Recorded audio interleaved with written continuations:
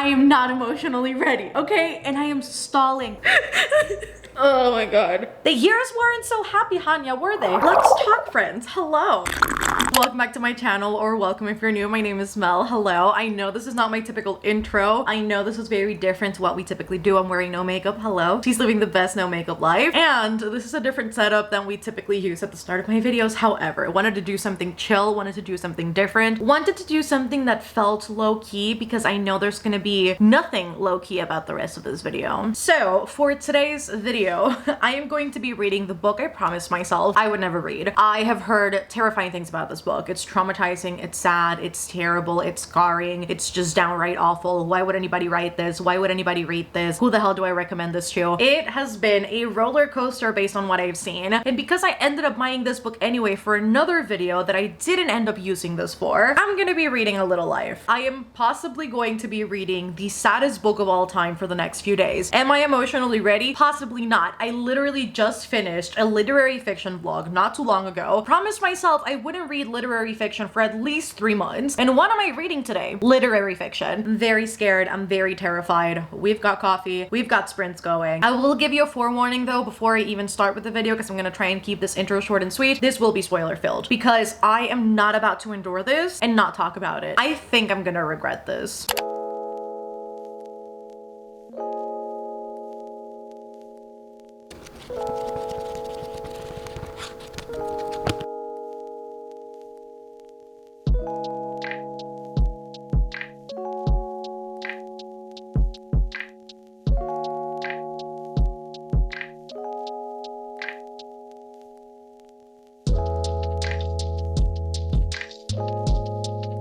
Friends, so I have finished part 1, Lispenard Street of A Little Life. I'm about to walk into part 2, which is The Postman. And also, I haven't even shown you guys, my book is literally falling apart. All of the glue is like coming off, and this is my first time reading this. Part 1 has been mostly an exploration of the characters, particularly 3 of them. We have gotten some of Jude. However, part 1 was really not focusing on him. We do get to see inklings of his pain, particularly with his legs, and a little bit of backstory that Andy, his doctor, has provided to Willem. We know that unfortunately Jude has succumbed to self-harm. He does have depression and he struggled with that for a really long time, and Andy has kind of overseen that whole thing because Jude doesn't really want to go to the hospital. He really doesn't want to be internalized, which there is a fear for, it seems like. Particularly something that Willem pointed out, because Jude asked him verbatim, "Take me to Andy." There almost seems to be this fear of, if I do go to a regular hospital, what will happen to Jude based on his medical records, based on his tendencies to self-harm. But even though we have gotten those inklings of Jude, I think it's mostly been Jude hiding his pain from others, or hiding it as best as he can. And there does seem to be this level of paranoia also coming from Jude, where he is constantly surveying the entrances and the exits, and he wants to feel safe. He wants the people around him to feel safe. And I am sure that it is somehow definitely tied to his past, where he didn't feel safe, he didn't have an exit from somewhere, and therefore that has led to some sort of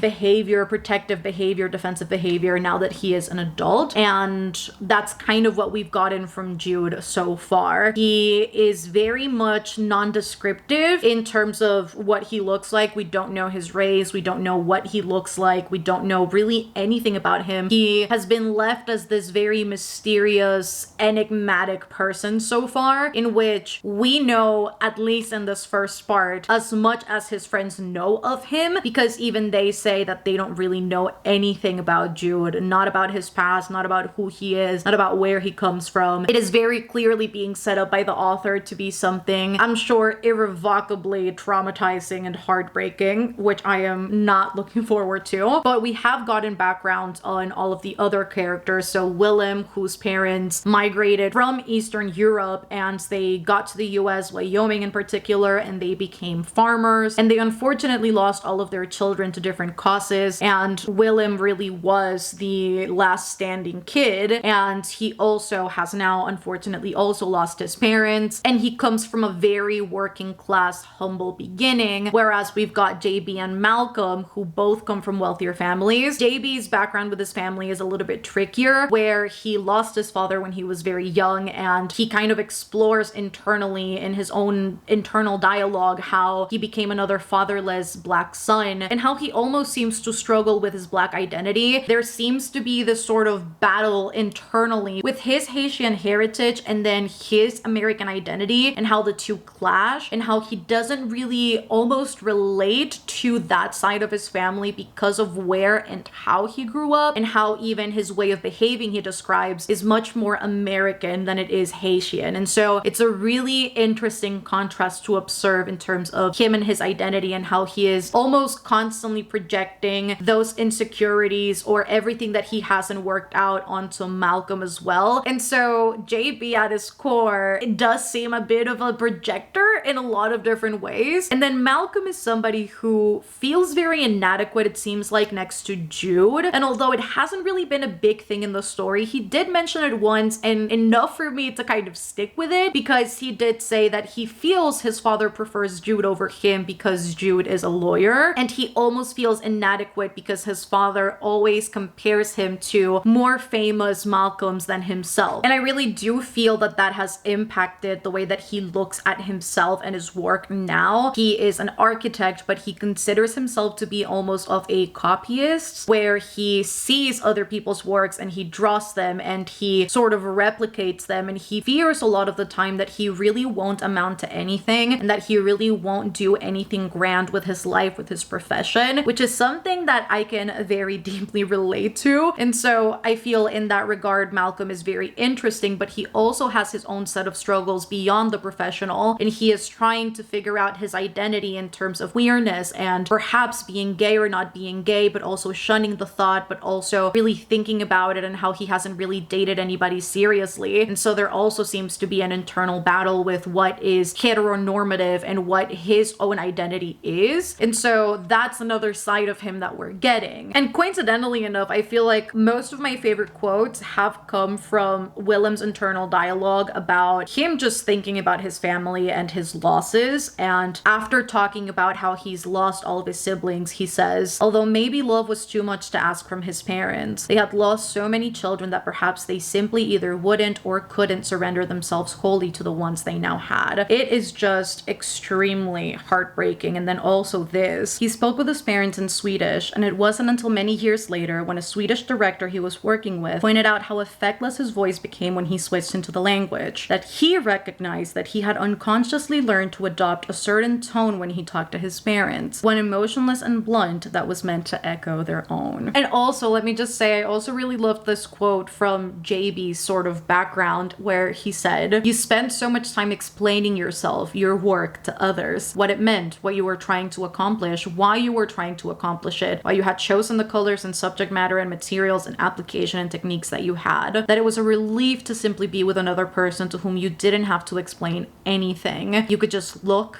and look, and when you asked questions, they were usually blunt and technical and literal." I really appreciate the passages where they talk particularly about artistry, which definitely do come from JB and Malcolm's point of views, and that's just something that's like deeply personal that I just love is being included in this book, especially in New York. I love that we're getting stories where we also get a glimpse at artistry because it's just so big there. And this part too with Malcolm, he had lost the ability to imagine anything, and so every evening while the others created, he copied. He drew buildings he had seen on his travels, buildings other people had dreamed and constructed, buildings he had lived in or passed through. Again and again, he made what had already been made, not even bothering to improve them, just mimicking them. He was 28, his imagination had deserted him. He was a copyist. It frightened him. JB had his series, Jude had his work, Willem had his. But what if Malcolm never again created anything? He longed for the years when it was enough to simply be in his room with his hand moving over a piece of graph paper, for the years of decisions and identities when his parents made his choices for him, and the only thing he had to concentrate on was the clean blade stroke of a line, the ruler's perfect knife edge. And when you're an artist, it really does feel like that sometimes, where you don't really have any worries in your life. You are more creative, but when there is more at stake, when there is this sort of responsibility to be creative, then the creativeness evades you, and I deeply understand that. And so I personally find their sort of backgrounds immensely interesting. And so yes, I'm going to go now, and I'll come update you when I am further into part 2 and I've got more thoughts. But for now, that's kind of it.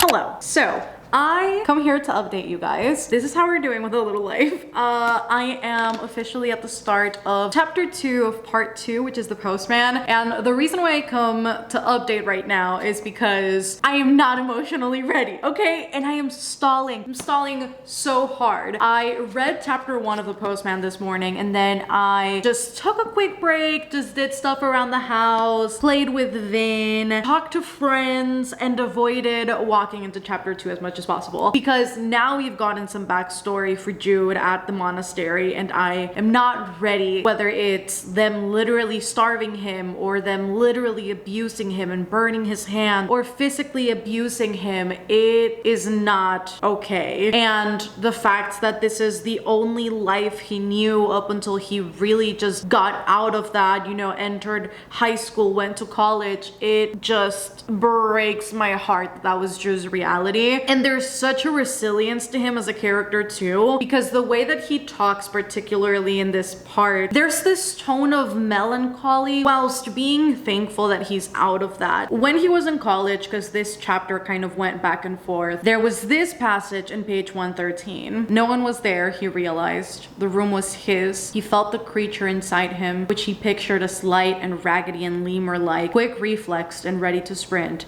its dark wet eyes forever scanning the landscape for future dangers, relax and sag to the ground. It was at these moments that he found college most enjoyable. He was in a warm room, and the next day he would have 3 meals and eat as much as he wanted, and in between he would go to classes, and no one would try to hurt him or make him do anything he didn't want to do. Somewhere nearby were his roommates, his friends, and he had survived another day without divulging any of his secrets, and placed another day between the person he once was and the person he was now. It seemed always an accomplishment worthy of sleep, and so he did, closing his eyes and readying himself for another day in the world. I'm sad. Like, this is so sad, but his resilience is like truly astounding. The fact that after everything that he's gone through, we don't even know at this point the extent of the things he's gone through. We really just know a fragment of it. The fact that he wakes up every day thankful for life, thankful for having gotten out of that situation, is just beautiful, but heartbreaking that he had to go through that anyway. And there was this mention of Dr. Trailer, which was very vaguely mentioned, and I don't know if I want to know. And that being said, one part of this book, or this part at least, because I don't know how prominent it's going to be in later parts, I hope very prominent, at least when he is in college and after college. Harold and his wife Julia are 2 characters that I absolutely love. I love how Harold has really almost taken it upon himself, and not necessarily intentionally, I think, but in ways he really has become the sort of father figure for Jude, and I don't think he intended on that, but there was just this bond formed based on how the 2 interacted with each other, and him really admiring Jude's intellect. And it is just so beautiful to witness Harold give Jude advice, or kind of help him navigate the parts of life that he is obviously very skeptical towards, like kindness and people freely giving just because it makes them happy to make others happy. And I love that he has that positive influence in his life that can just remind him that people can be good. And although tragedy ensues, and although there's absolutely fucking terrible people out there, there are still good people in the world. And this part, page 129, I loved. You see, Jude, in life, sometimes things happen to good people. You don't need to worry. They don't happen as often as they should. But when they do, it's up to the good people to just say thank you and to move on, and maybe consider that the person who's doing the nice things gets a bang out of it as well, and really isn't in the mood to hear all the reasons that the person for whom he's done the nice things doesn't think he deserves it or isn't worthy of it. And this too, page 152 and 153. Dear Jude, Harold wrote, Thank you for your beautiful, if unnecessary note. I appreciate everything in it. You're right, that mug means a lot to me, but you mean more. So please stop torturing yourself. If I were a different kind of person, I might say that this whole incident is a metaphor for life in general. Things get broken and sometimes they get repaired. And in most cases, you realize that no matter what gets damaged, life rearranges itself to compensate for your loss, sometimes wonderfully. I think that's one of my favorite quotes in this book. Things get broken, sometimes they get repaired. And in most cases, you realize that no matter what gets damaged, life rearranges itself to compensate for your loss, sometimes wonderfully. That's beautiful. I love that. And can I also say, this also happened in part 2, but the author's way of subverting the English language to mean things different than what she's verbatim putting on page is just like astounding to me, because the use of the word Felix, which is feliz, Felix, happy, is the complete opposite of what Felix was experiencing, which makes me believe that the happy years will be anything but happy, if that is anything to go by. He always had the impression when waving goodbye to Felix at the end of the afternoon, Felix listlessly raising his own hand before slouching back into the recesses of the entryway, that he never left the house, never went out, never had friends over. Poor Felix. His very name was a taunt. And those are kind of my thoughts for chapter 1 of part 2. Now I'm gonna go ahead and start chapter 2. Let's go do that, friends.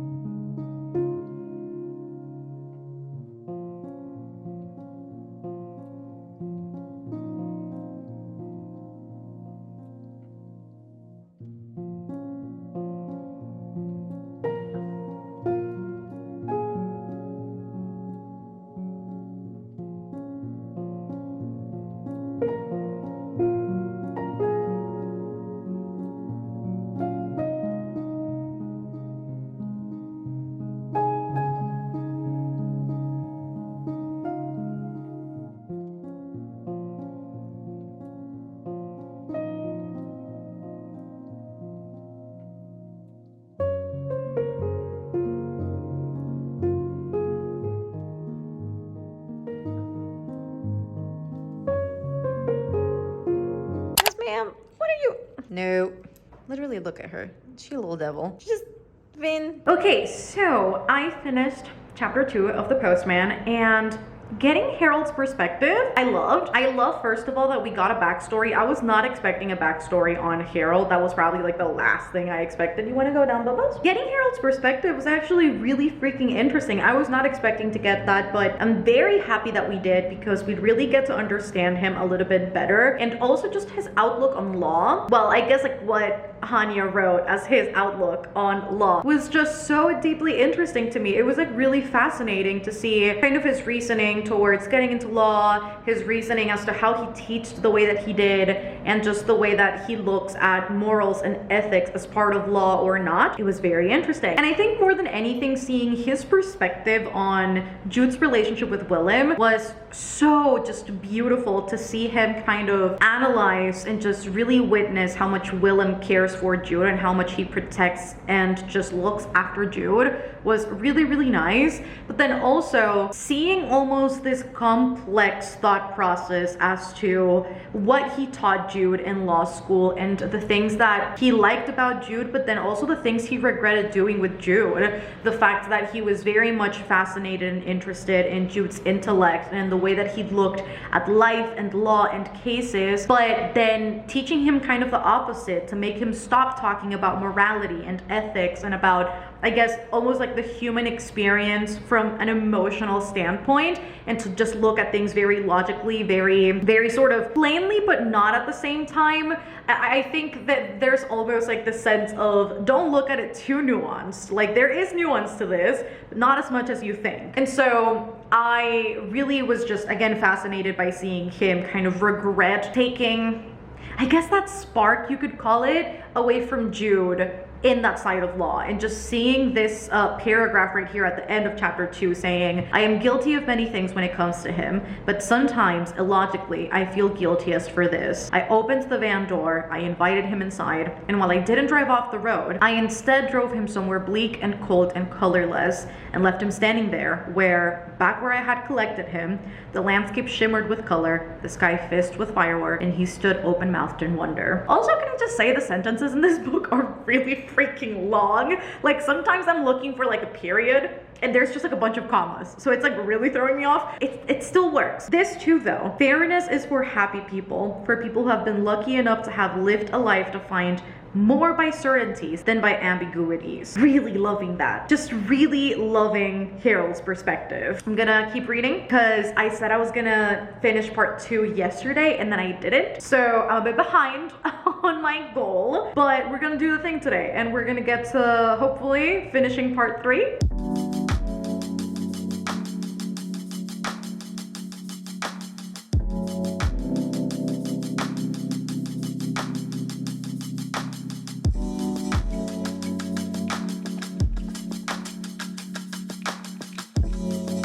Being there, that's cute. That's cute. So happy.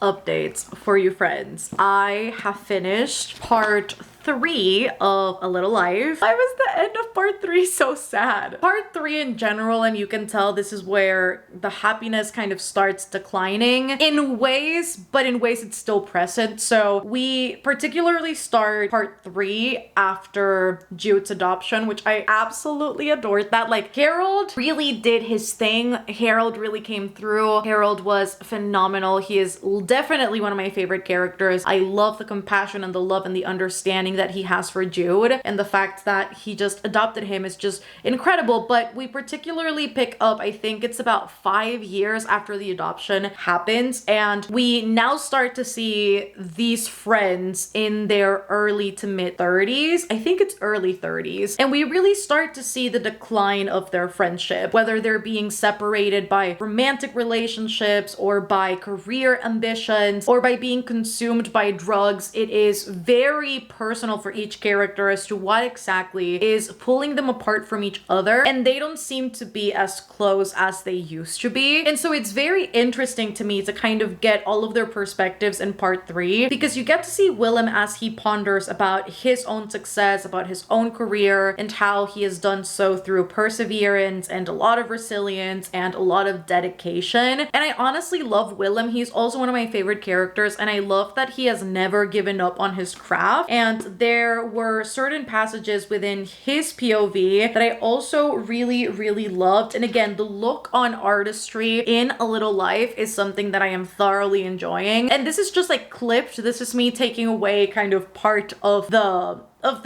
paragraph itself, but success was defined simply and only by how good your work was and whether you were proud of it. And as I was reading that whole Willem section, I was kind of struck by the feeling that I'm sure other content creators can relate to, but oftentimes we love, and this is a conversation that I've seen, you know, podcasts that I listen to or videos that I watch, where as content creators, we, you know, create our content and we love it when we're filming it, we love it when we're editing it, and as much as we're proud of it in the moment, as much as we're loving it in the moment, when we put it up, that enjoyment, that love, that pride can be potentially sort of deterred or demonished almost by people's receptions. And you know, sometimes audience perception and engagement is really not up to the content creator, but we oftentimes, or at least I know I have in the past, let ourselves and our content be defined, or the way that we feel toward it, based on its success. And so again, seeing Willem's passages regarding his own view on artistry, his own view towards his job, and kind of perceiving other friends of his who are also artists and their sort of views towards the art differ from each other, is something that again I'm very, very much enjoying. And then the very next page we've got, so why do you care what other people think? But acting was caring what other people thought. Sometimes it felt like that was all it was. And as much as he liked to think himself immune to other people's opinions, as if he was somehow above worrying about them, he clearly wasn't. And you can say that just about any form of artistry. There is, you know, the thing that comes within the heart, the thing that comes with passion, the thing that comes with the dedication and with the practice. But ultimately, when you put it out into the world, the work and the craft is not only your own, it's not yours anymore in ways, but it is the public's in many ways. And it is up to them to sort of interpret it and appreciate it or not. But a lot of the life of an artist is that it is literally being perceived by others, and that also sort of defining the worth in ways, which is, it's incredibly toxic, but it's the reality for a lot of people, myself included, I feel at times, where, you know, you let yourself and your work be defined by people's opinions on that particular thing. I also thought it very interesting that in particular in Willem's POV as well, we got this whole exploration of his relationship with Philippa. Philippa? Yes, Philippa. My instinct was to say Pippa. Philippa, which was a very serious girlfriend that he had, and he was talking about commitment and sacrifices within relationships, and how at times he felt like he was not giving enough, but he had also given a lot of himself and a lot of his time and a lot of his own traditions in order to be with her and spend time with her. But a lot of his personal life was also mentally getting in the way of him fully committing to her in a relationship, because at times it was either spending time with Philippa and dedicating himself to her, or being equally as devoted and loyal to Jude. That is somebody he's known for years and years and years, and that he has kind of taken this caretaker role, even though he didn't have to, and he really doesn't have to do it, but he is always looking after Jude, kind of in the same but not way that Andy does, because they do have a more emotional bond. But seeing that internal monologue with him trying to figure out the way that he views each relationship and which he considers to be, I guess, more important, was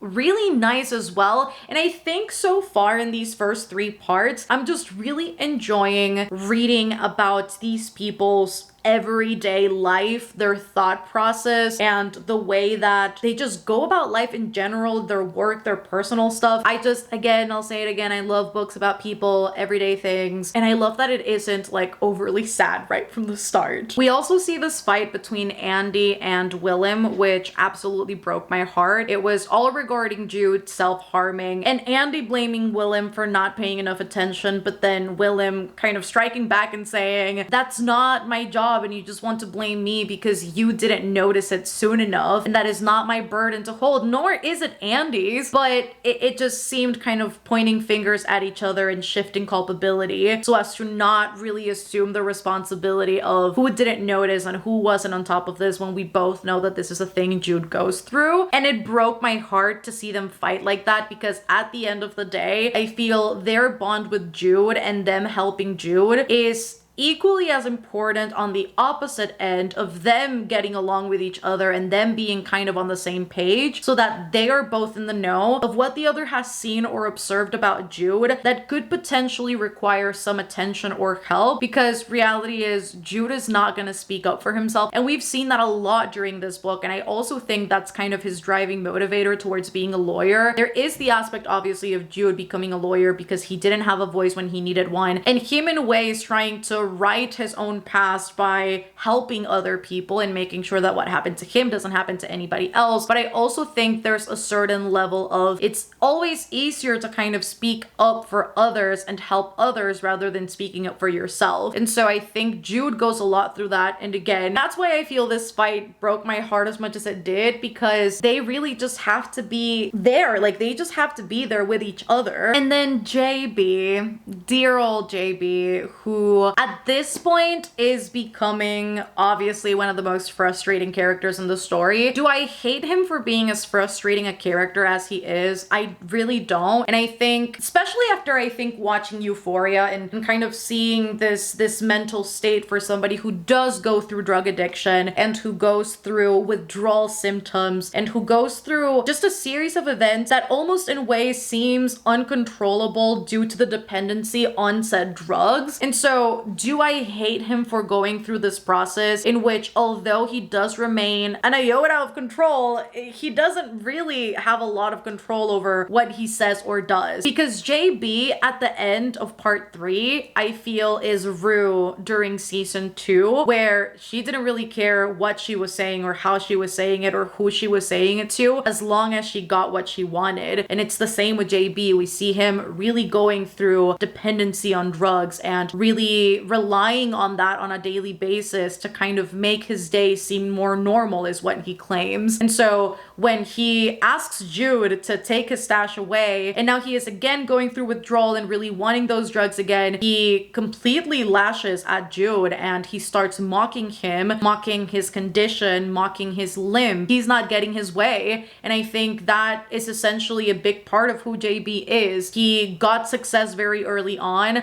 A lot of people kind of insinuate the fact that a lot of his success is due to his parents and his parents kind of taking a behind the scenes role for him to be that successful. But regardless of whether or not that's true or what led to his success, we really do see JB become a lot more almost self-absorbed. And he's always had this tinge of being inconsiderate and taking things for granted, and always, again, being this sort of self-absorbed persona that just wants everything to revolve around him. And we see that again time and time when he pushes Jude. Let's go to the party. Why don't you want to go? Let's go. Actually, this building has a functioning elevator. We're taking the cab. Why don't you want to do this? Let me sell the painting. Why are you so mad at it? Jude, you need to get over your shit. You're not that special. And JB is always lashing out at other people, and I feel he does that again because he is not happy with himself. And so we really got to experience that, I think, more than anything else in part 3. It was infuriating to read, but it was also very sad to see him, after he lashed out, to go through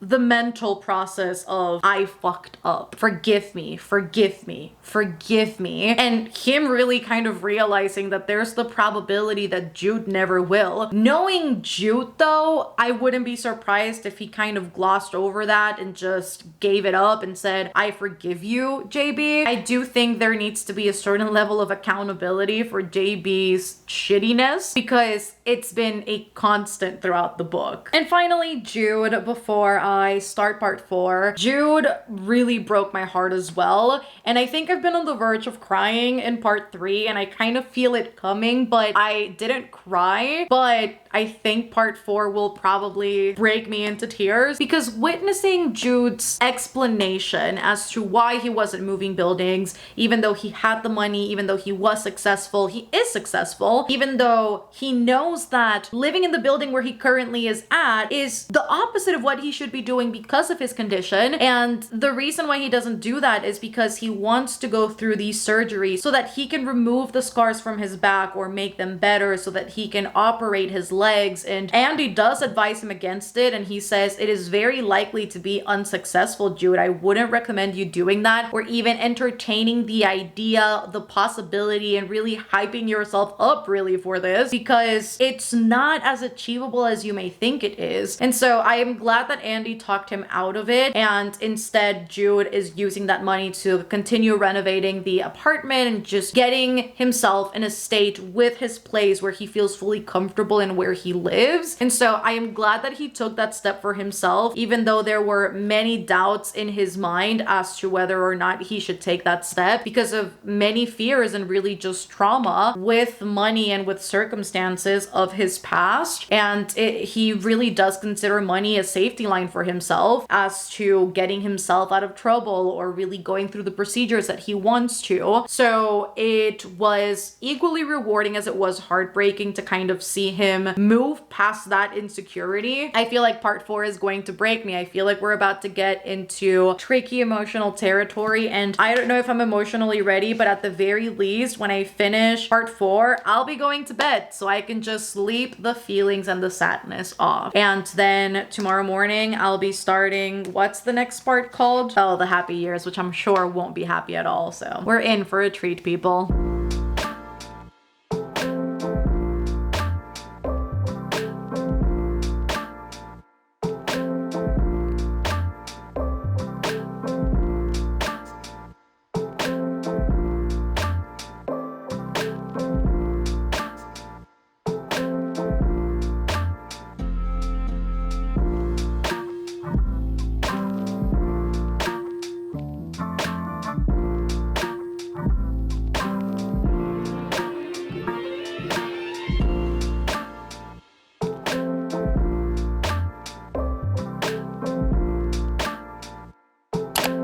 Hello everybody, new sprinting day and the day where I will get through a lot of A Little Life, hopefully so. So today is Thursday, 8:15 p.m. and I don't know why I'm giving a timestamp, but I am, and I'm about to start sprinting with my Patreons. However, I am 55% through. I would really love to get through, honestly, most of the last 50% tonight, and we'll see what happens. I have a readathon this weekend with my Patreons, and I really don't want to be reading A Little Life then. We're about to keep reading. I'm currently on page 391. So I think I'm on chapter 2 of the axiom of equality, and we're just gonna move on. I don't even know if I updated you on Caleb, but we'll get there. When I finish chapter 2, we'll get there. I'll give you a proper update.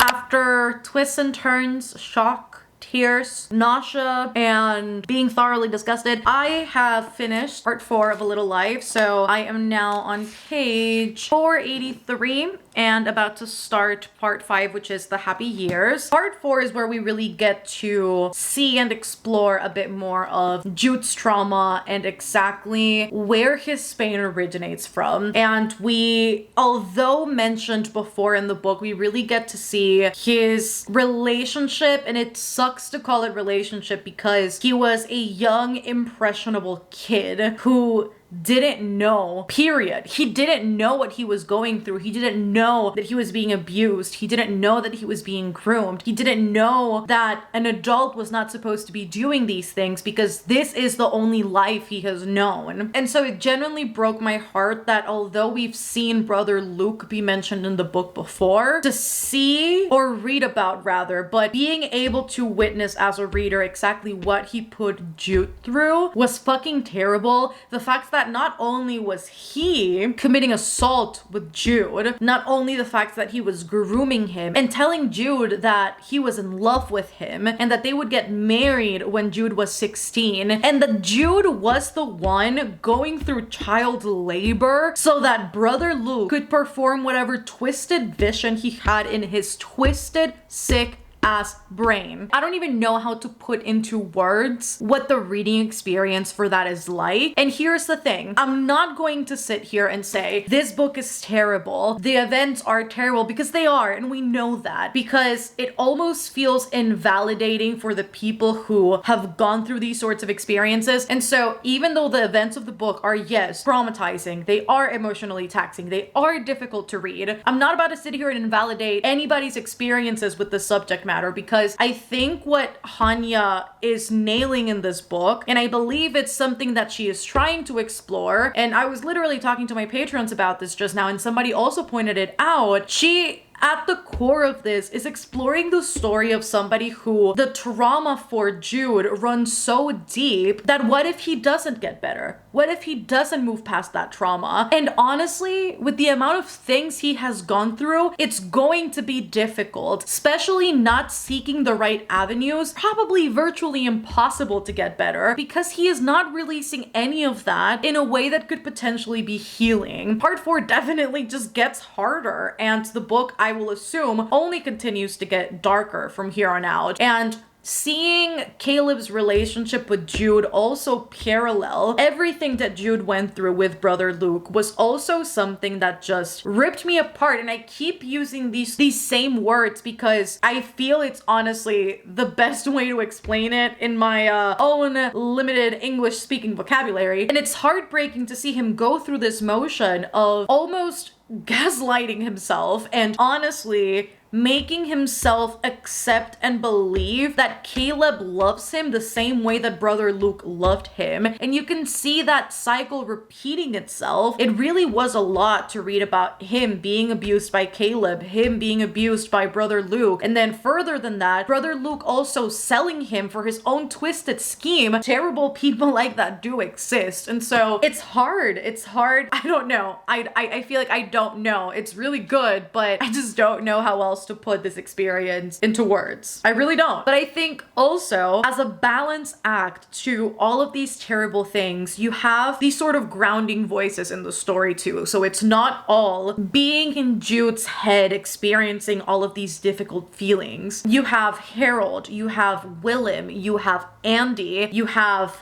Dr. I already forgot his name, Dr. Solomon, and you've got all of these people surrounding Jude that are concerned for him. And you can feel that beating, just pulsing tension and stress and almost grief. It seems like they're almost grieving Jude and everything that he's going through. You have these grounding voices of almost reason and support, encouraging Jude to seek out the avenues that he needs to seek out. Because he is going through these experiences, it is necessary for him to seek out the proper help. And so I love that he has a great support system around him, but it is very, very difficult to, even though he has that support group, which many people unfortunately do not have, to still see him resort to the same things over and over again. And I think that's where the element of what if he doesn't get better kicks in. And I'm afraid for the end of this book. I'm afraid of something massively heartbreaking and irrevocable happening. We'll see what happens, because the author really is pulling no punches. And so yeah,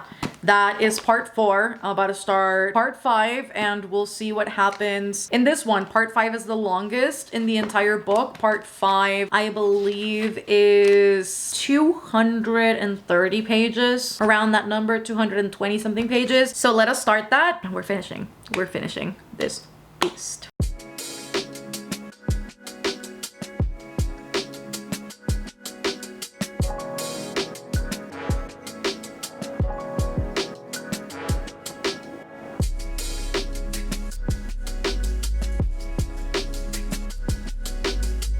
Hello friends, so I just finished sprints with my Patreons. It is literally 12:58. It's so freaking late, early, both. And I read chapter 1 of The Happy Years, and then I also read part of chapter 2. And chapter 1 was actually happy? Well, kind of. It was overall very hopeful, which I don't trust for the rest of the book, but it was actually kind of hopeful. We have Willem and Jude sparking up their relationship and finally accepting that they're feelings for each other do run deeper than just friendship, and them trying to figure out how they can potentially make this relationship work, whether with sex or not with sex, with kissing or not with kissing, with intimacy, and exactly what intimacy is for them. And that's something that I really loved about that particular chapter, is just them trying to figure out what intimacy looked like, and not necessarily in the form of sex. Not only because Jude already has a bad relationship with sex, but mostly just because of terms of comfortability, and because he also has undergone a lot of trauma with that particular subject matter. So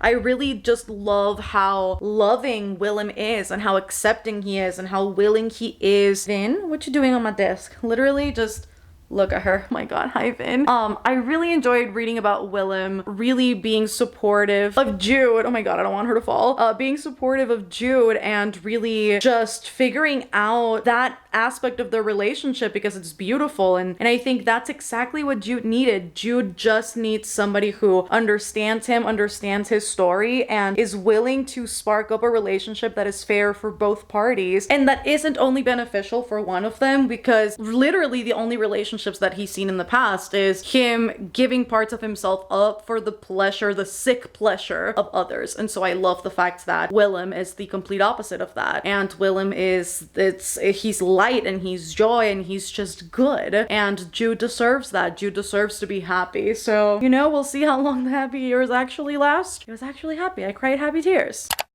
Good morning, friends. I am sleep deprived. I literally only slept like 5 hours, 4.5 something hours. I'm exhausted, but we're about to sit down and finish A Little Life, and then we're gonna take a nap, and we'll go on from there. I'm tired, and I don't think this book is gonna help.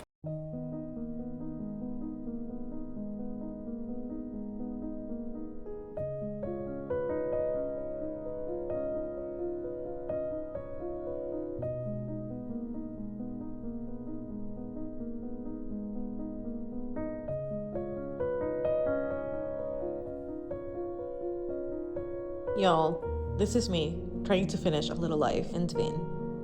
Vin, what you doing? What you doing? What you on my book? What you on my book? Ah, baby.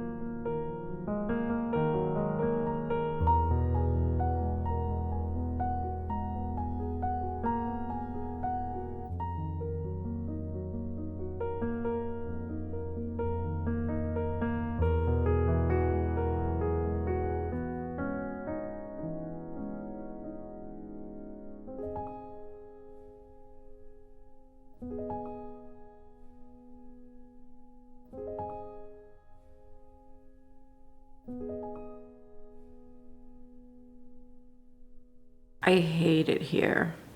Listen, I need a nap. I need a shower, and I need a nap.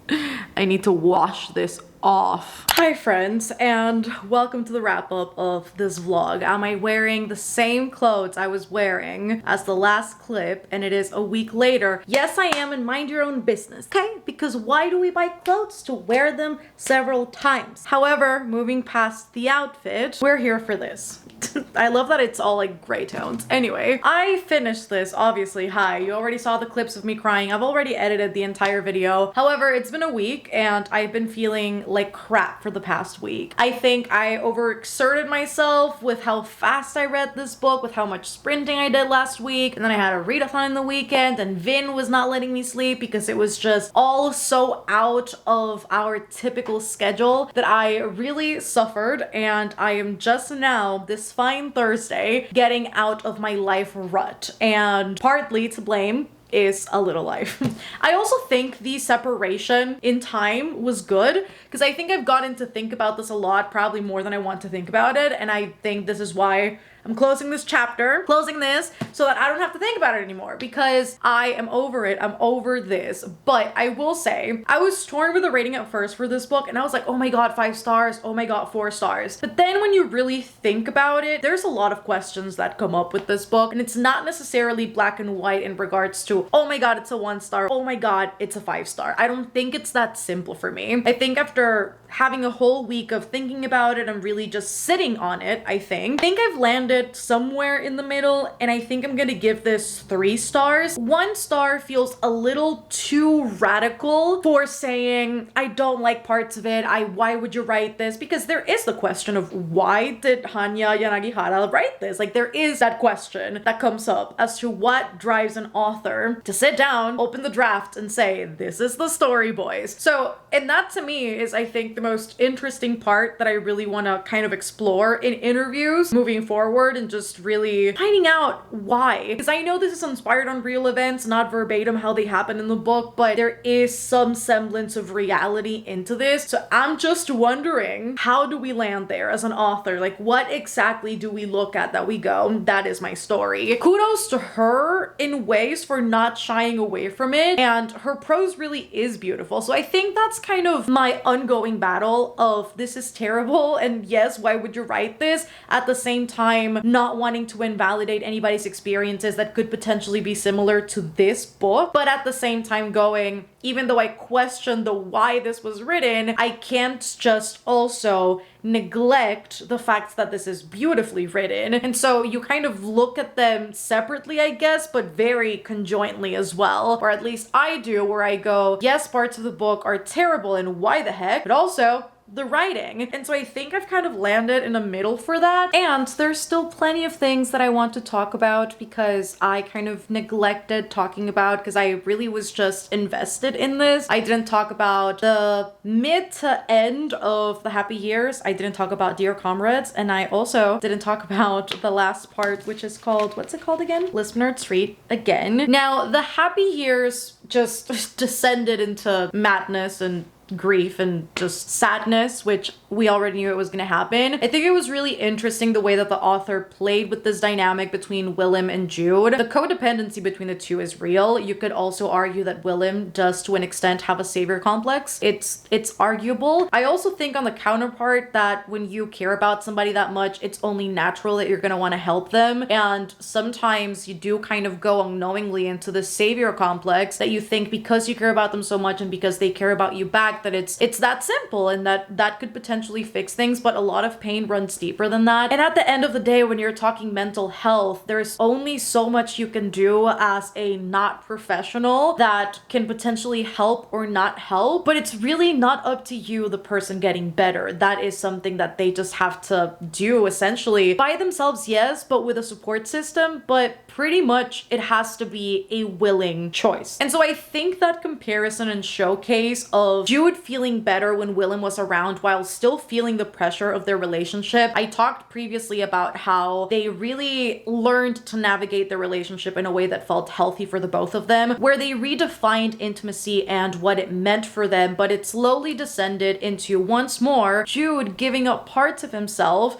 to please other people in the way that he thinks people want to be pleased without really talking about it verbally with the person, and again, reaching a middle ground. I thought we'd kind of made moves towards that, but again, the book is essentially about somebody not really getting better, and you can constantly see Jude unfortunately fall onto the same cycles, onto the same patterns where it really just seems inescapable for him, and it's not something that he can give up that easily. And so they do end up having sex, and you can really see Jude not enjoy any of it. It's eating at him, and he doesn't vocalize that to Willem, and Willem thinks that he is okay with it, that he likes it, and it isn't once more up until something almost fatal happens that they're able to talk things out. We also got a lot of self-reflection from Willem, and almost this contrast now when he is in his late 30s, pushing into his 40s, and being all of these trucks not walking by, as if trucks had legs, Mel, but we kind of get a Willem who is now going into his 40s, very successful. He is very confident in his career, whereas before, as an actor, not really having the opportunities that he has now as an adult, adult, when he was younger, you could see him being put down by JB, which obviously was a lot of projecting, but you kind of saw him not necessarily be that confident or that secure or that proud of what he was doing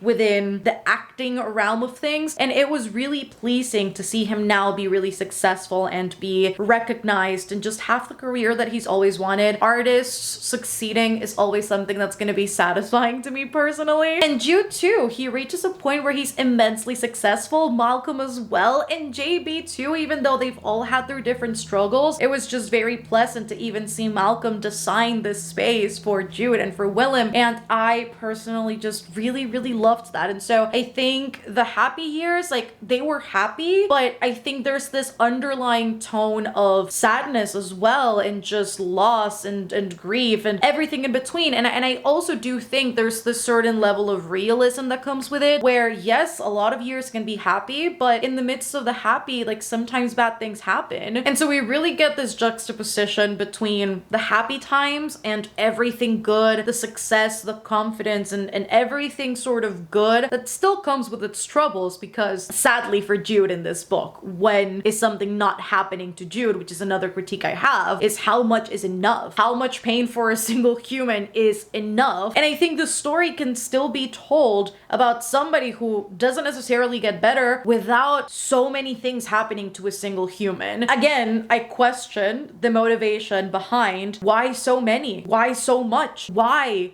could Jude never get a break? And so in these happy years, as Miss Hanya likes to call them, Jude also suffers an infection in his legs and he has to get them amputated. And so how much pain is enough for a single human being to experience? Like, Jude, it was thing after thing after thing, and just, oh my god. How do you sit down and inflict so much pain even though it's fictional? How do you sit down and inflict so much pain on a single character like that? Like, it's frustrating. It's frustrating as a reader. It's just an all around, like, why? Just why? And on top of that, we find out Dr. Trailer, which I had mentioned before, and I was like, I don't want to know about Dr. Trailer. Well, guess what, Mel? You're gonna fucking find out, because what does Dr. Trailer do? He literally, once more, abuses Jude, and then he runs him over with a car. And that's what ultimately leads Jude to have the issues that he has with his legs. So the happy years are happy. They're also juxtaposed by all of the pain in the past and all of the pain in the present. And as if that isn't enough, now that we get to see a successful Jude,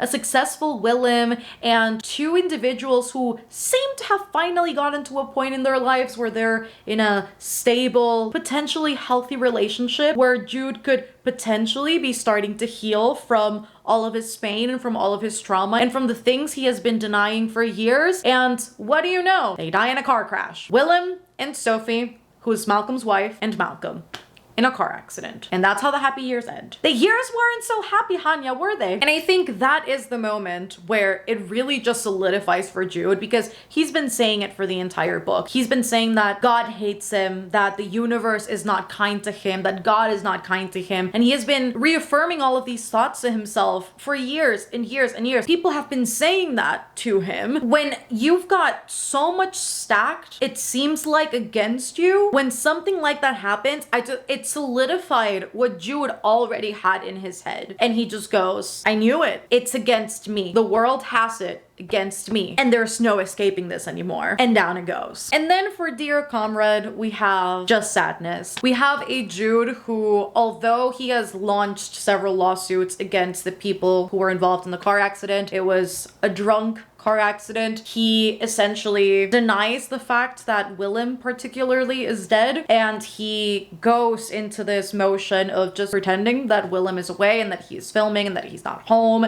He's coming back home. And even though he is in good health now, I think this is probably the healthiest that we've seen him be throughout the story. He stops eating and he starts taking sleeping pills, and that slowly but surely also descends into hallucinations and losing a lot of weight and fainting. And I think it's extra sad, particularly in Dear Comrade, because at one point we switch from this narrative where it's obviously third person, as it's always been, and we switch back still in third person, but we go back to Harold's POV. And when we get to Harold's POV, we find out out that Jude has been dead for 6 years, and he is basically addressing this letter to Willem, and he is reminiscing about all of these events, about a trip that Julia, Harold, and Jude took to Rome. But I think what makes it sadder is the fact that you get that point of view from Harold, and you get this detail and you get this introspection of, I am now 80 something years old and everybody around me is dying, and how is it fair that my son, and how is it fair that his friends are dead except for JB, and I am 80 something years old. I can't remember how old he was, 84, 82, somewhere along that. How is it still that I am the one here and everybody is gone? And it was just heartbreaking to see that perspective. And not only that, but him and Julia just kind of coming to terms with the loss of Jude and everybody else for that matter, because they were all so close. At the core of this book is family and love, and so having them all be so close and spending every holiday together, just at the end everybody was gone, even for Harold. And so him and Julia just kind of coming to terms with that, but also Jude having left behind a letter that detailed everything that happened to him and everything that he couldn't verbalize while he was still alive. That's when I started sobbing, really. That's when it broke my heart into a tiny million different pieces to see both Harold and Julia, or rather read about them, really not being able to read this letter, but every day or every other day sitting down together and hoping to get through this so that they could understand Jude in ways that they couldn't when he was still alive. I don't even think I can vocalize how it felt. It felt terrible. And I think it's especially cruel because at one point Jude does go to therapy and he literally tells his therapist, I've decided to stay, like I want to try, like I am here